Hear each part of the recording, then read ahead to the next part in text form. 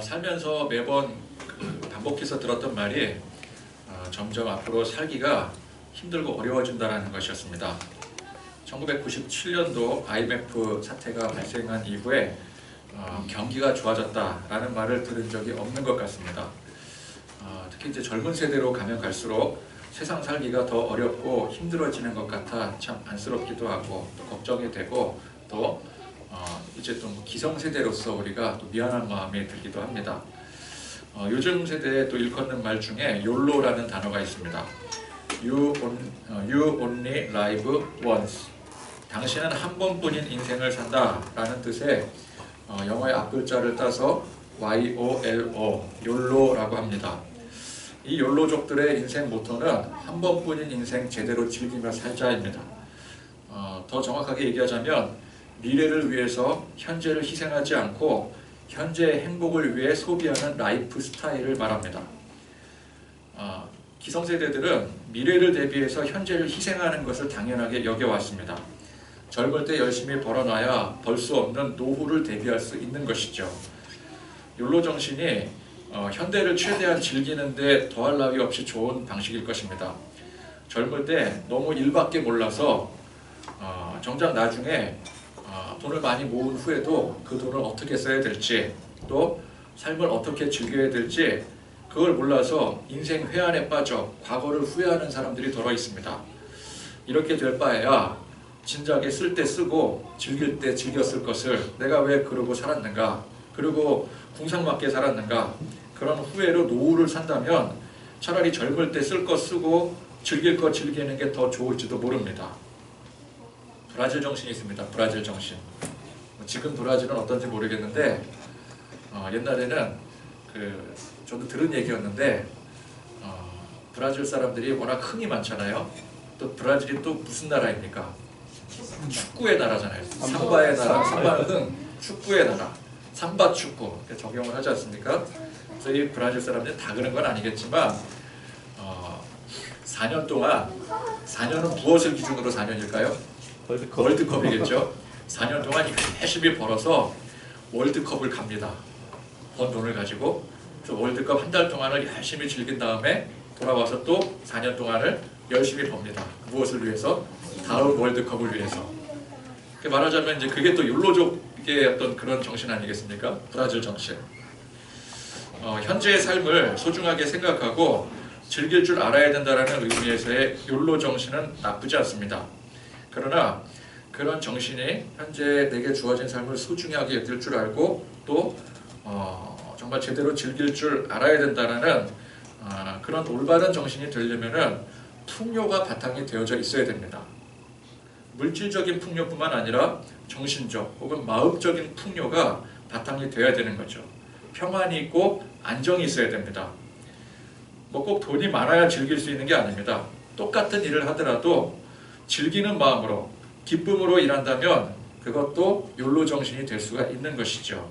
문제는 무엇입니까? 요즘 이렇게 힘들어져가는 세대 가운데 물질적으로나 정신적으로나 그 제대로 된 풍요를 느낄 수 있느냐라는 것이죠. 사는 게 너무 힘들고 미래가 불투명하다 보니 그냥 이판사판의 심정으로 이래 주거나 저래 주거나 똑같다라는 심정으로 그럴 바에야 지금 있는 현실을 그냥 즐기고 말자, 그런 식의 왜곡된 욜로 정신이 이 사회를 짙게 물들고 있는 것입니다. 경기가 점점 어려워진다고 하잖아요. 근데 여러분 밖에 나가보면은 비싼 외제차, 슈퍼카 이런 차들이 예전보다 훨씬 많아졌습니다.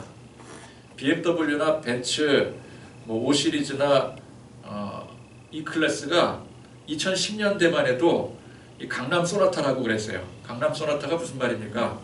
소나타는 국민차잖아요. 근데 강남에 가보면은 그런 차들이 소나타를 보는 듯 많다. 많은 사람들이 타고 다닌다. 그래서 강남 소나타라고 했는데 지금은 뭐 어떻습니까? 지금 뭐 BMW나 벤츠 가지고 외제차다, 뭐 비싼 차다, 뭐 이럽니까? 그냥 뭐 그런 차가 지나가나 보다. 난 지방 소도시까지 소나타급으로 많아졌더라는 것이죠. 그럼 지금 강남에 가면은 강남 소나타라고 불리려면은 포르쉐 정도는 돼야 되는 것 같아요. 예전의 명품들이 요즘에는 일반 대중 브랜드가 되어버렸고요.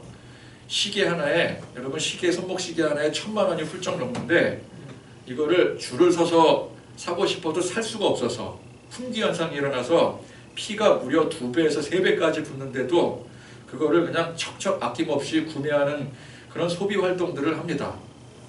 물론 돈이 많은 사람이야 그렇게 소비 활동을 할 수 있겠지만 사실 돈이 많은 사람은 피까지 줘가면서 그걸 살 이유가 없죠. 다른 거 사면 샀지.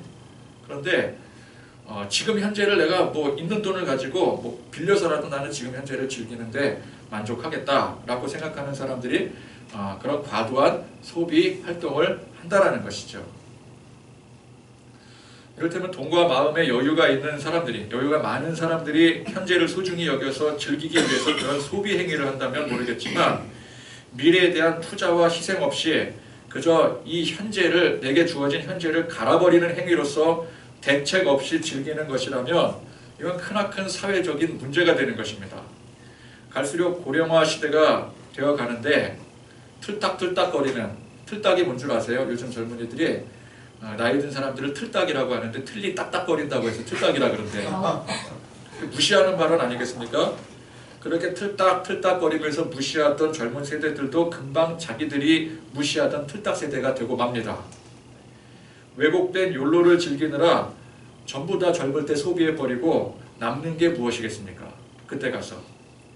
문제는 이 고령화 사회라는 것이 점점 가면 갈수록 젊은 때보다 노년의 때가 훨씬 더 길어진다는 것이죠. 개미와 배짱이의 교훈이 필요한 때입니다. 열심히 일해서 추운 겨울을 대비한 개미는 미래를 대비하고 희생한 덕분에 겨울을 넉넉히 보낼 수 있었습니다. 그러나 여름 내내 욜로 정신으로, 잘못된 욜로 정신으로 놀고 먹었던 배짱이는 결국 추운 겨울에 얼어 죽고 말았다는 것이죠. 우리는 미래를 대비할 줄 알아야 됩니다. 우리 주께로 교회의 성도들은 그런 의미에서 참 지혜로운 삶을 훌륭하게 살아온 분들일 것입니다. 뭐 지금 현재 부자냐 아니냐, 얼마나 삶이 넉넉하냐 덜 넉넉하냐, 뭐 그 정도의 차이는 각각 개별적으로 있겠지만 여러분 여기 계신 분들 전부 다 젊을 때 열심히 준비하며 희생하며 산 그 덕을 지금 보면서 살고 계시지 않겠습니까? 우리 민족은 개미근성의 민족입니다. 그렇죠? 어렵고 힘든 고비를 숱하게 겪었지만 그때그때마다 지혜롭게 현재를 희생하며 미래를 대비하며 이겨낼 수 있었습니다. 전쟁의 상처를 이겨내고 경제성장을 이룩했고요. IMF라는 위기 속에서 우리나라만 IMF 사태를 겪은 게 아니지 않겠습니까? 전 세계 그 숱한 사례들을 살펴보더라도 다른 나라들 같았으면 다 경제가 망했습니다. 그런데 이 정도로라도 이겨낸 게 사실 대단한 거예요. 이것도 유례를 찾아보기 힘든 상황인 것입니다. 자원과 환경 조건이 풍성함에도 배짱이 근성의 민족성으로 망한 나라들이 즐비합니다. 대표적으로 나우루 공화국의 예를 들 수가 있습니다. 여러분 나우루 공화국 들어보셨습니까? 이 나우루 공화국이요, 남태평양 그 호주 위쪽에 아주 작은 섬나라였는데 굉장히 작은 섬나라입니다. 그런데 여기에 비료의 원료가 되는 인광석이라는 것이 발견이 되면서 갑자기 엄청난 부를 안겨다 주게 되었어요. 돈이 너무 많다 보니까 주체를 할 수가 없으니까 정부는 막 돈을 뿌려댔고요. 당연히 여기는 세금도 없고 이 나라가 국토 면적이 워낙 작아서, 작은 섬나라여서 자동차로 고작 20분이면 한 바퀴를 돌 만큼 그런 작은 나라였는데 온 국민들이 외제차를 너나 할 것 없이 주문을 해서 외제차를 끌고 다니는 거예요. 자동차로 한 바퀴 도는데 20분밖에 안 걸리거든요. 그 정도로 흥청망청 돈을 써대면서 살았다고 합니다. 그런데 그렇게 된 지 20년도 채 되지 않았어. 20년도 채 되지 않았어요. 그렇게 발전되기 시작한 게 80년대였다고 합니다. 20년도 채 되지 않아서 자원이 고갈되기 시작하면서, 그 인광석이 고갈되기 시작하면서 말 그대로 하루아침에 폭삭 망해버렸어요. 미래에 대한 투자나 대비가 전혀 이루어지지 않았기 때문에 그렇게 되어버린 것이었습니다. 미래를 위해서 대비하고 투자하고 희생할 줄 아는 것은 인간으로서 갖는 매우 중요한 소양입니다. 성경 말씀에도 열심히 일하라고 했고요. 미래를 대비하라고 했습니다. 오늘 말씀에 보물을 쌓아두지 말라고 하지 않았습니다. 땅에 쌓아두지 말고 하늘에 쌓아두라고 했지 아예 보물을 쌓아두지 말라고 하지 않았더라는 거예요. 어떤 사람들은 보물을 아예 쌓아두지 않는 것이 올바른 기독교 정신이라고 말하기도 합니다.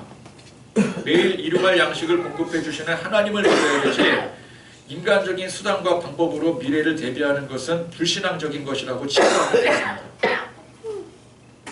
그래서 옛날에 그 한경직 목사님의 무소유주의에 많은 사람들이 감명을 받고 동조했지 않았겠습니까?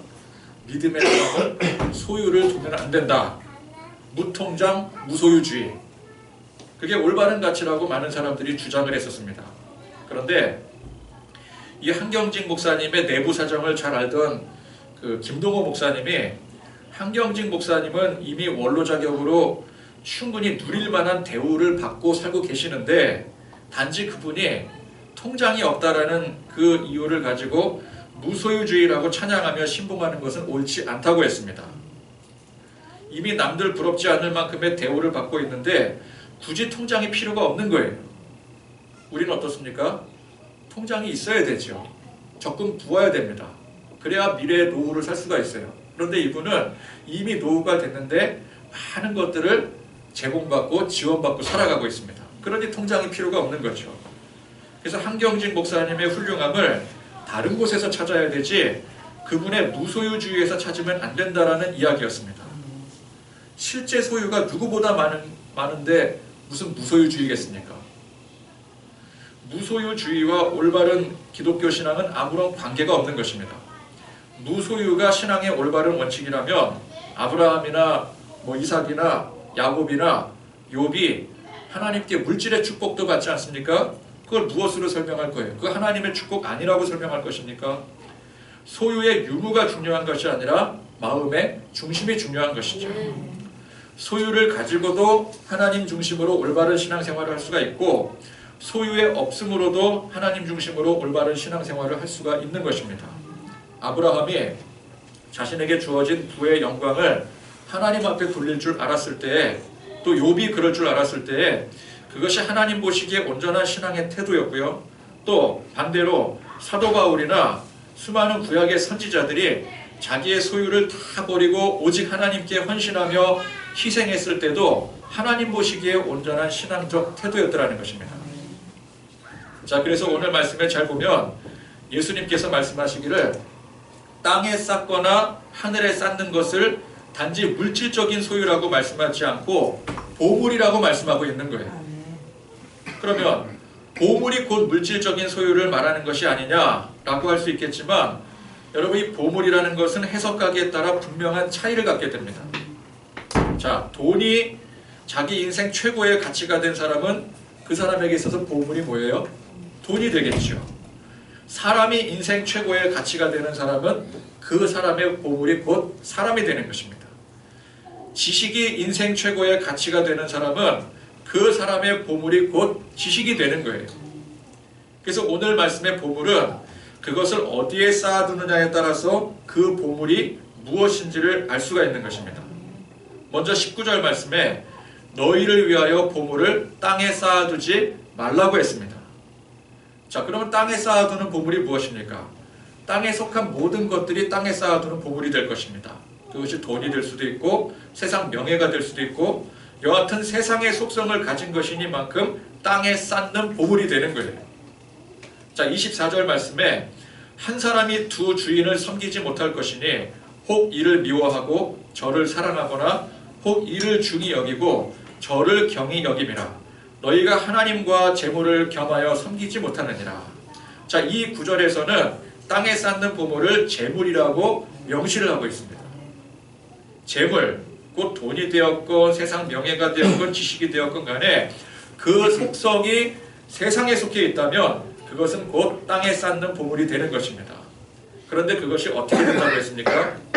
오늘 말씀해 보니까 종과 동록이 해하며 도둑이 구멍을 뚫고 도둑질을 한다고 했습니다. 한계가 분명하다라는 거예요. 우리가 아무리 세상에서 1000만 금을 모아도 그걸 죽을 때 다 바리바리 싸들고 갈 수가 없습니다. 이거 요즘에 자식에게 물려주려고 해도 요즘은 이 상속세가 또 어마어마하잖아요. 물려주는 것도 참 힘들어요. 좀과 동록과 도둑이 갉아먹고 훔쳐가는 것과 다름이 없는 것 같다는 생각이 들어요.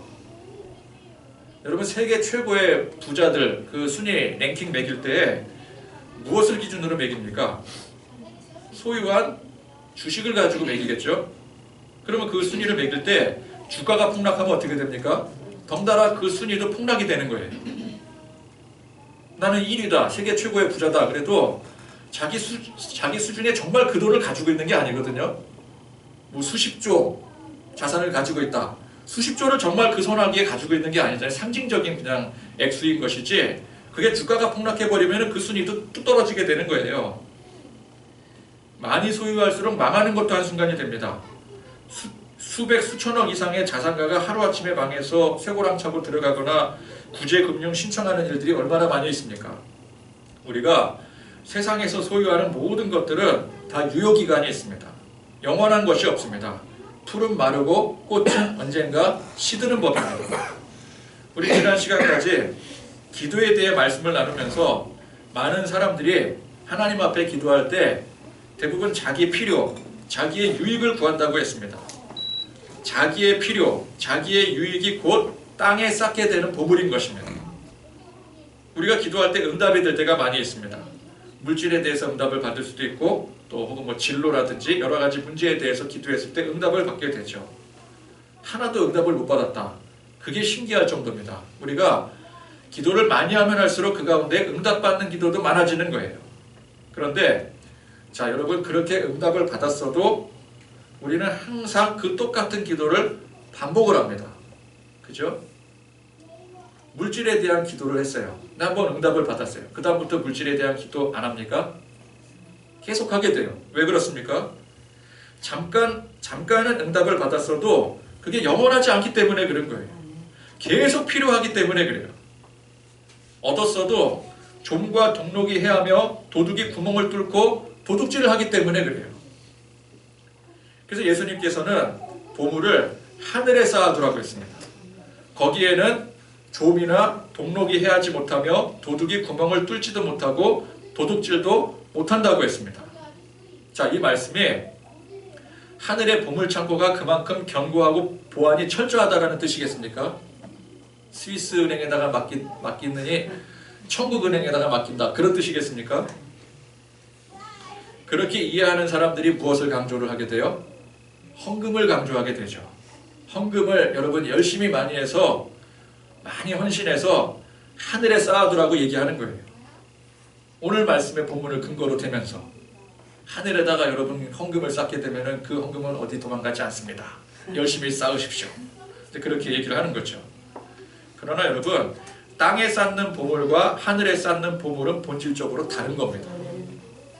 땅에 쌓는 보물이 땅에 속한 것이라면 하늘에 쌓는 보물은 어디에 속한 것이겠습니까? 하늘에 속한 것이 되는 거예요.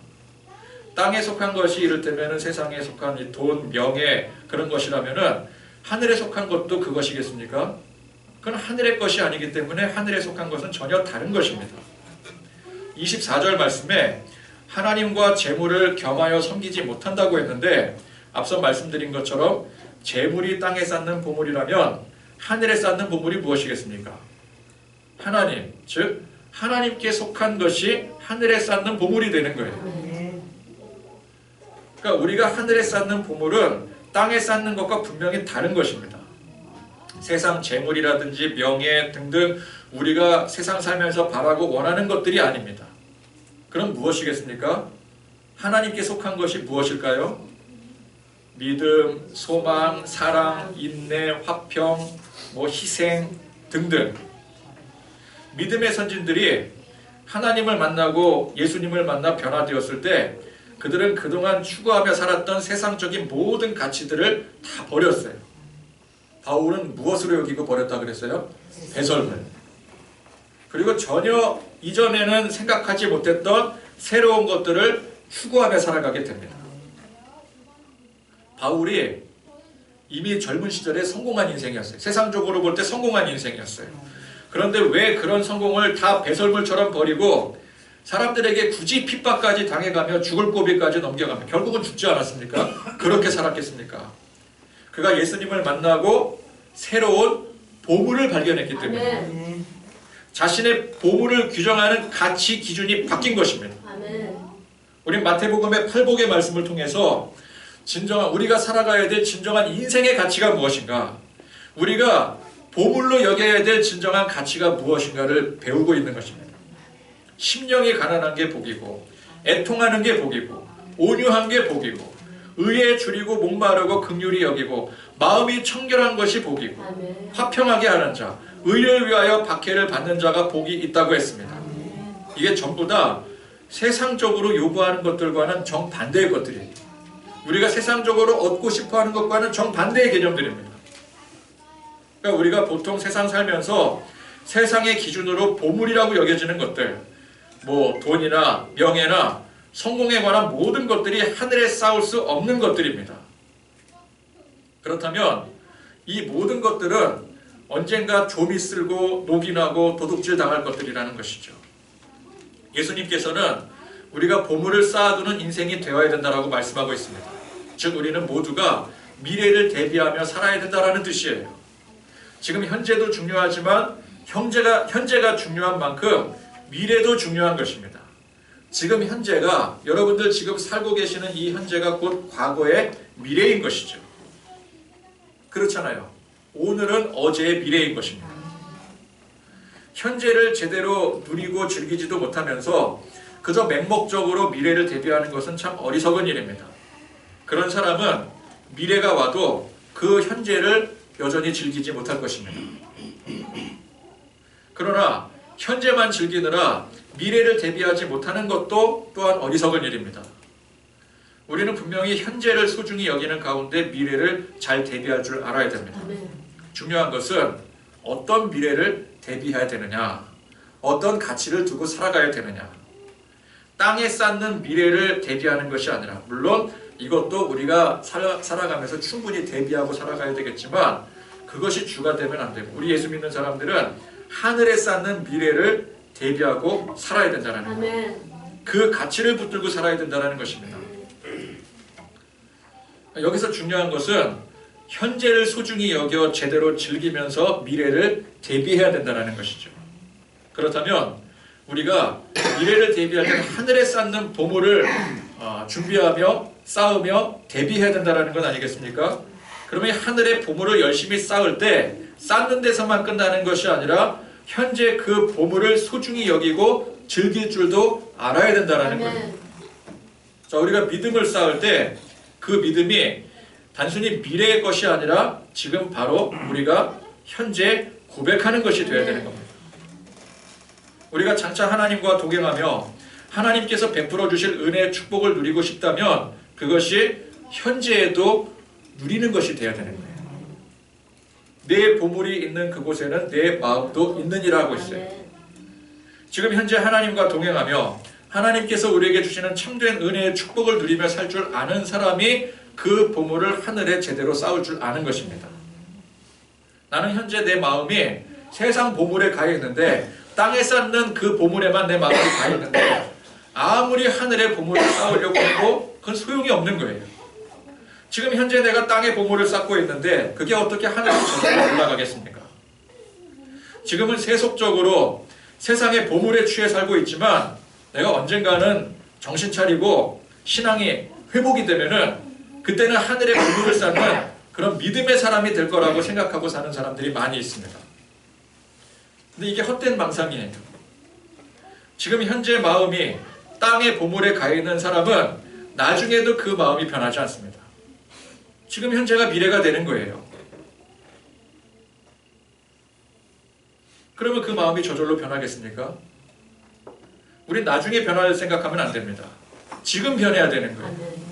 지금 우리 삶의 관점이 세상에 땅에 쌓는 보물을 위한 것이 아니라 하늘에 쌓는 보물을 위한 것이 되어야 되는 거예요. 그 삶을 우리가 영유할 줄 알아야 되는 것입니다. 나중에 영유하는 것이 아니라 지금 현재 영유하고 살아야 되는 거예요. 한 사람이 두 주인을 섬기지 못할 것이라고 했습니다. 하나님과 재물을 동시에 섬기지 못한다고 했어요. 우리는 보통 세상도 좋고 하나님도 좋습니다. 세상 누릴 것도 열심히 풍족하게 다 누리고 하나님 안에서 누릴 것도 누리고 싶어요. 그러나 여러분 엄밀히 생각해 보세요. 세상 좋은 돈, 명예, 성공을 누리고 싶은 사람이 희생, 헌신, 사명, 의의 주림 이런 것들을 누리고 싶겠습니까? 이건 정반대의 개념이거든요. 땅에도 보물을 쌓고 하늘에도 보물을 쌓고 싶은 게 사람의 심정입니다. 그러나 이 둘은 동시에 이룰 수 없는 거예요. 하나를 택하고 이룬다면 하나를 포기해야 되는 것입니다. 여러분, 우리가 성경 말씀을 듣고 배우는 이유는 그저 성경 지식을 쌓기 위함이 아닙니다. 이 지식을 열심히 쌓아서 결국 내가 원하는 땅의 보물을 얻기 위함도 당연히 아닙니다. 신앙생활 열심히 해서 그 공덕으로 땅의 보물을 얻으려고 하지 않습니까? 그러나 우리가 신앙생활 열심히 하고 성경 말씀 열심히 배우는 이유는 그와는 정반대라는 거예요. 땅의 보물, 지금까지 우리가 열심히 쌓아왔던 그 땅의 보물, 그 마음의 중심을 버리고 하늘의 보물을 취하기 위함으로 우리는 성경 말씀을 배우는 것입니다. 지금까지 열심히 땅의 보물을 쌓던 그 삶을 멈추고 하늘의 보물을 쌓는 삶이 되기 위해서 우리는 말씀을 배우고 신앙생활을 하는 거예요. 성경 말씀, 또 이 마태복음의 팔복의 말씀을 제대로 배워야 되는 중요한 이유인 것입니다. 우리는 지금껏 속고 살아왔습니다. 세상의 가치관에 속아서 그저 맹목적으로 땅의 보물을 쌓기 위해 살아왔습니다. 성경을 읽고 들으면서도 여전히 이 성경을 내 멋대로 해석을 해서 하나님께 땅의 보물을 얻기 위해서 열심히 신앙생활이라는 것을 해왔어요. 근데 사실은 그것은 신앙생활이 아닙니다. 그러나 성경 말씀, 하나님의 말씀은 명확합니다. 예수님의 가르침은 틀림이 없어요. 두 주인을 동시에 섬길 수 없다라는 것입니다. 땅이 아니라 하늘에 쌓는 보물이 진정한 보물이라는 것이에요. 땅에 쌓던 것을 하늘로 옮겨 쌓을 수도 없고 애초에 보물의 성질이 다른 것입니다. 그걸 우리가 알아야 됩니다. 이 팔복의 말씀, 계속 반복되는 이 말씀을 통해서 우리 진정 하늘에 쌓는 보물이 무엇인지를 알고 여러분 열심히 땅의 보물을 쌓기 위해 살아가는 것이 아니라 하늘의 보물을 쌓기 위해 살아가는 그런 저와 여러분들이 되실 수 있기를 간절히 축원드립니다. 아멘. 찬양하시겠습니다.